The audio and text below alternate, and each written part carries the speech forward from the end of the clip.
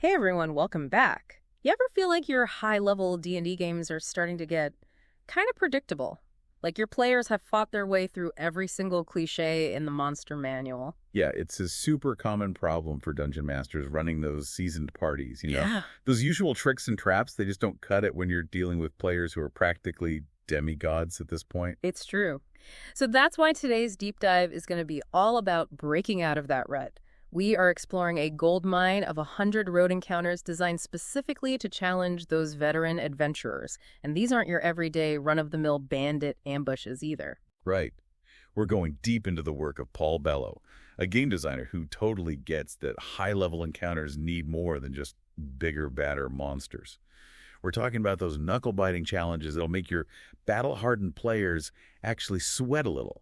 They're going to need to use their brains, their reputations, maybe even dust off those diplomacy skills for once. Oh, I love that. So tell me, what kind of creative curveballs are we talking about? What sets these encounters apart from your average you meet in a tavern kind of deal? Okay, so picture this. Your players are trekking along this well-traveled road, feeling pretty good about themselves after, I don't know how many victories. And then, bam, it's like something out of their worst nightmare, an avalanche. It's just thundering down this mountain pass, and it's going to bury them alive if they don't think fast. Okay, now that's definitely not your average Tuesday game night. But this isn't just about, like, throwing a natural disaster at them, right? You're not just upping the ante with tougher monsters and hoping for the best. No way.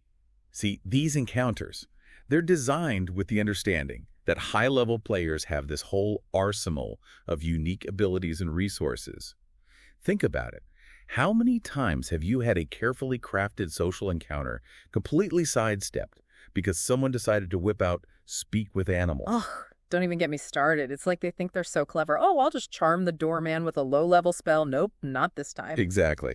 A simple charm spell just isn't going to cut it against a creature specifically designed to see through those kinds of tricks. So we're talking about encounters that actually make those higher level abilities feel, well, high level. Like, if my players have access to some crazy, powerful divination magic, that's going to change how they approach, say, an investigation, right? They can't just waltz in thinking they've got all the answers. Exactly. And that's where the real meat of this is, the depth of these encounters. Take the cursed farmer, for example. At first glance, it doesn't seem like much. Oh no, a cursed farmer, how original. But what if, instead of just a simple curse, the farmer's problem? What if it's all tangled up with a history of the entire valley?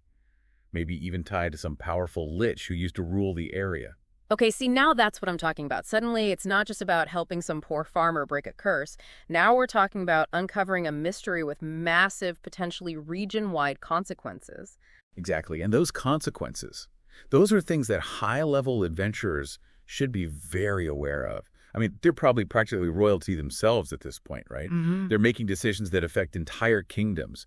It's a whole other level of complexity. That's so important. Their actions actually mean something in the world. We're not just talking about saving a village anymore. It's about the fallout, right? The political ramifications, the economic impact, heck, even the potential for a full-blown war. And that's where the role-playing gets really interesting.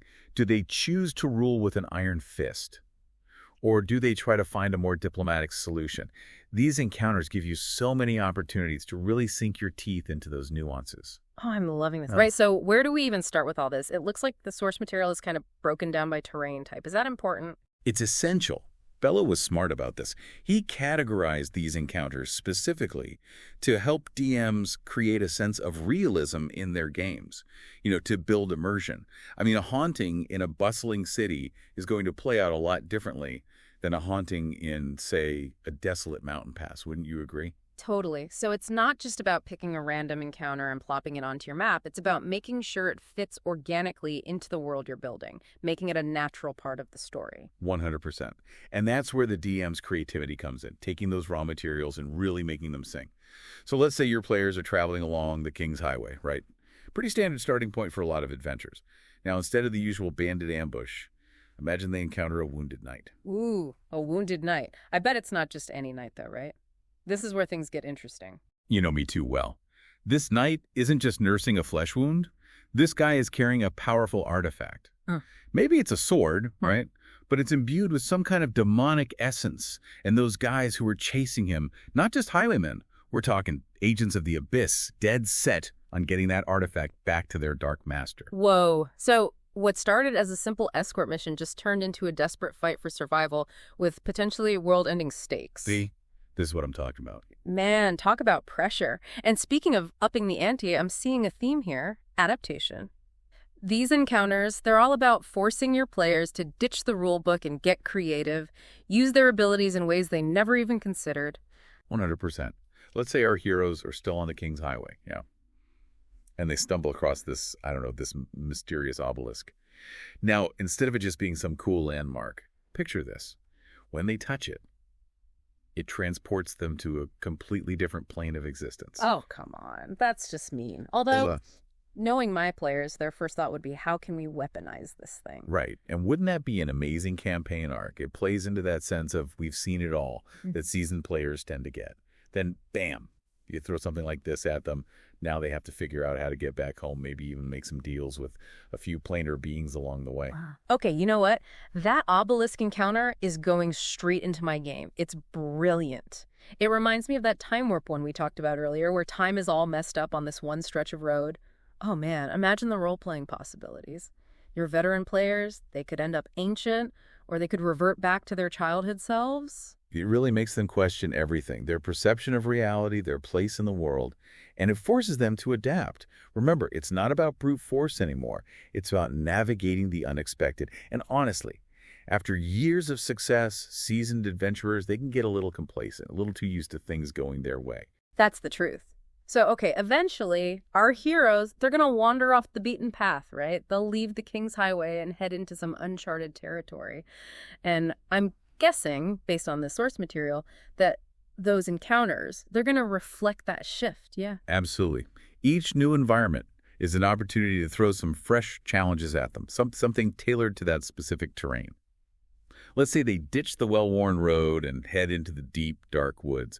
They're expecting, I don't know, maybe a druid circle or a territorial unicorn, something they've dealt with before. Right. But this is no ordinary elven ambush, is it? Not even close. Maybe these aren't your run-of-the-mill elves. Maybe they're the guardians of this ancient primal forest, and they are not too happy about outsiders poking around, especially outsiders with a lot of magical firepower. I can see it now. My players waltzing in with their fancy magic items, thinking they can just charm their way through. And suddenly they've stumbled into some sacred grove, triggered some ancient ward, really ticked off a powerful nature spirit. Now they're in for it. It's not about fighting their way out anymore. They're going to need to use their words, maybe try to understand these elves, figure out what's really going on. Maybe even uncover some long-forgotten pact, right? Something between the elves and some ancient Fey lord. Something with implications that could affect the whole region. Ooh, now that's an adventure. And it really highlights how, for experienced players, the choices they make, they carry a lot more weight. 100%. A low-level party, they might stumble into a situation like this and accidentally cause chaos. But these are seasoned adventurers. Their decisions, they have real consequences. Okay, so give me an example. What kind of choices are we talking about here? All right, so let's say they come across these hidden ruins. Yeah. Some lost civilization tucked away deep in the forest. Now, do they try to loot it, grab all the treasure they can carry, but risk waking up some ancient guardian or unleashing some magical plague? Or do they respect the sanctity of the place, maybe learn from its history, potentially even earn the favor of some forgotten god in the process? Tough call. Although if my players have taught me anything, it's that a few shiny artifacts can really cloud their judgment. Speaking of tempting, that Enchanted Grove encounter, that one really caught my eye. Sounds pretty straightforward, but I have a feeling there's more to it than meets the eye. You're catching on. This isn't just some pretty grove. This is a place designed to test the willpower of even the most iron-willed hero. Imagine a place where your senses are heightened, everything is amazing, but it's slowly draining your life force. It's like a classic fairy tale trap, but with a dark twist.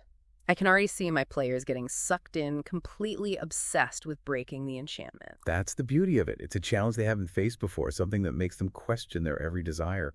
And you know what?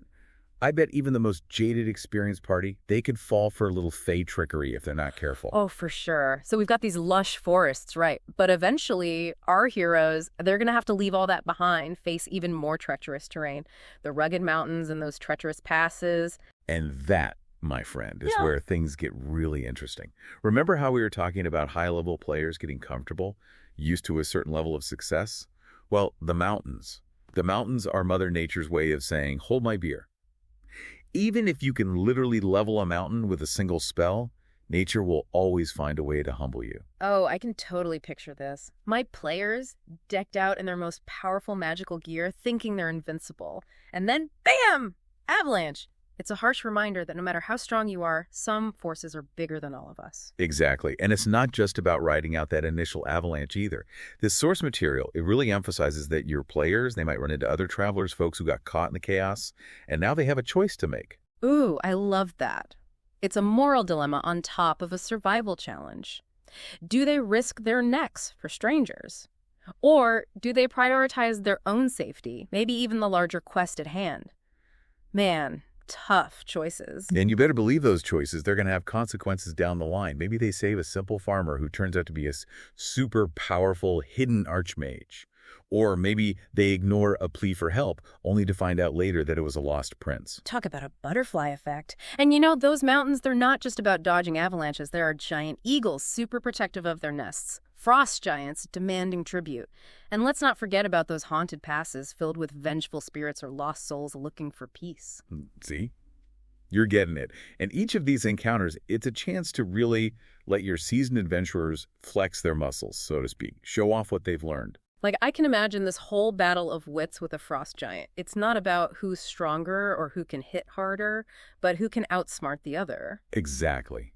Or, how about this? They have to negotiate safe passage through a haunted pass. But they can't just threaten their way through. They have to actually listen to these spirits, understand their pain, maybe even help them find peace. Oh, that's cool. So we've got strategy, diplomacy, maybe even a little necromancy thrown in for good measure. It sounds like these mountains, they are the ultimate test for high-level adventurers. They are. And you know what? When they finally emerge from those treacherous peaks, they're probably going to be craving a little R&R. Which is why our next stop on this little journey, well, it's a little bit more peaceful, on the surface at least. We're heading to the lush valleys and those fertile farmlands. But as we've learned from our friend Paul Bello, even the most idyllic settings can hold their own unique dangers, especially for those who attract trouble like a bard attracts bar fights. Oh, man, you're killing me. Those peaceful-looking farmlands, I can already tell, they're anything but. Lay it on me. What kind of trouble awaits our heroes in this next chapter? All right, adventurers, welcome back. So we've trekked through those treacherous mountains, tiptoed through those enchanted forests, and now we find ourselves on the outskirts of a bustling city. I'm guessing our heroes are probably ready for, like, a real bed and some decent food, right? You would think so, wouldn't you? But hold on, we're talking about seasoned adventurers here. These guys, they don't just want comfort, they practically live for the next challenge, the unexpected, and cities. Especially cities in a world crawling with magic. They're like breeding grounds for intrigue and danger. You're so right. There's a reason why all the best stories, even in our world, they usually revolve around those secrets lurking beneath the surface, right? The stuff that goes down behind closed doors. Yeah. So what about this urban setting? What does Paul Bello have in store for us in this final leg of our deep dive? Okay, well, remember how we were talking about reputation and how your past actions can really come back to bite you? Picture this. Our heroes, fresh from their mountain escapade, they roll into town expecting, I don't know, maybe a hero's welcome. Right. Oh, I can already see it now. Knowing my players, they probably left a trail of chaos in their wake. I'm talking property damage, maybe a minor diplomatic incident or two. Those wanted posters are probably waiting for them on the city gates. Bingo. But it's not just a few unpaid bar tabs or anything like that. What if they get mistaken for someone else? Like a band of mercenaries, a little too similar in appearance, with a reputation for ruthlessness. Or, maybe even better, maybe their heroic deeds backfired. Some big-shot merchant guild got their feathers ruffled and decided to flex their influence a bit. Ooh, that's cold. I love it. So it's not about dragons or demons this time. It's about facing the music, right? The consequences of their actions. That old saying, reputation precedes you. Talk about a reality check. Exactly. It plays on that whole metagaming thing that experienced players love to do. They think they've got it all figured out, know how the game works, and then, bam! You hit them with this. Now they actually have to rely on their reputation, their contacts, maybe call in a favor or two to get out of this mess. Oh, I can practically guarantee one of my players is going to try and bribe their way out of this one, probably with some magical artifact of dubious origins, knowing them. And speaking of dubious origins, what about that Rogues Guild encounter? That just screams urban intrigue to me. It's a classic for a reason. But again, for your veterans, the stakes, they're a little higher. We're not talking about some simple heist or recovering a stolen family heirloom here. We're talking about diving headfirst into the city's underbelly. The thieves, the assassins, the power struggles, the loyalties, the rivalries. These guys might have more influence than the rulers themselves. Okay, now it's getting good. So are you saying they could get caught in the middle of some turf war, forced to pick a side or carve out their own piece of the pie? Right. And who knows, maybe your seasoned heroes, they've got their own history with these factions. Maybe there's a past they'd rather forget, or an old mentor turned enemy calling the shots now. The possibilities are endless, really. Ooh, skeletons in the closet. I like it. And while we're on the topic of complicated relationships, that merchant prince encounter, that one piqued my interest. I can practically smell the intrigue wafting off the page. Ah, yes, politics and money. Always a recipe for disaster, right? So picture this. Your players, they get this seemingly innocent invitation to a grand ball, hosted by this, oh, so charming and influential merchant prince. Everyone's there, the who's who of the city. But beneath all the glitz and glamour, all those lucrative business opportunities, well, there's a whole nest of vipers, everyone scheming and plotting and double-crossing. So it's not just about making a deal, it's about navigating the social minefield, figuring out who to trust, who's playing whom, and what the real cost of winning this game might be. Exactly. And remember, these are seasoned adventurers. They're used to thinking in terms of kingdoms, ancient prophecies, world-ending threats. They might find themselves in way over their heads with this one. The stakes just got real. Talk about high-pressure negotiations, and if you're looking for something a little more, let's say, off the grid, I bet that black market encounter will scratch that itch. Now you're talking. Yeah. But we're not talking about your average flea market here. This is the real deal. We're talking about rare spell components, maybe harvested from some mythical creature, or maybe some ancient forbidden knowledge guarded jealously by some reclusive mage. And I'm guessing these treasures, they don't come cheap, right? And I'm not just talking gold and silver. It's not a chance. This is where your players' morals, their ethics, they really get put to the test. Are they willing to make a deal with the devil, so to speak? What lines are they willing to cross to achieve their goals? Ah, the classic dilemma. It's a slippery slope in those shadowy corners of the city. And speaking of shadowy corners, that Cult of Shadows encounter, that one sent shivers down my spine. What kind of horrors are we talking about here? This is where things get real. We're not talking about some low-level cultists sacrificing chickens in a basement somewhere.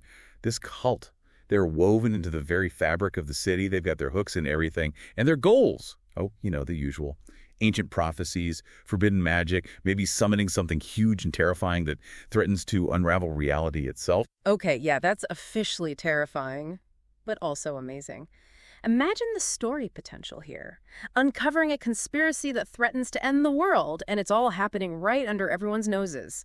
This is good stuff. And don't forget, you've got experienced players here.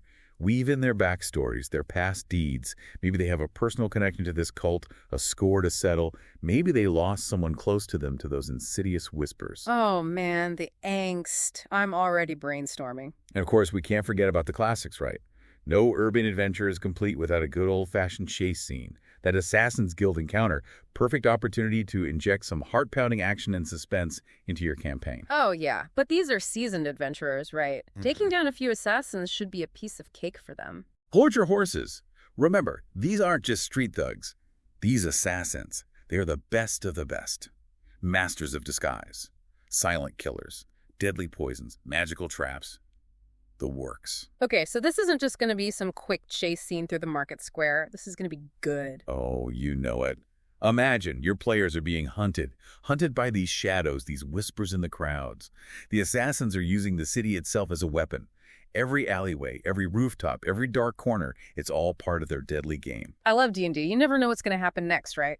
But as much as I love a good conspiracy and some high-stakes chases, I think it's time we wrapped up this deep dive. I hear you. We could spend hours geeking out over these encounters, but the real magic happens when you, the dungeon masters, you take those sparks of inspiration and build something amazing, something uniquely your own. Couldn't have said it better myself.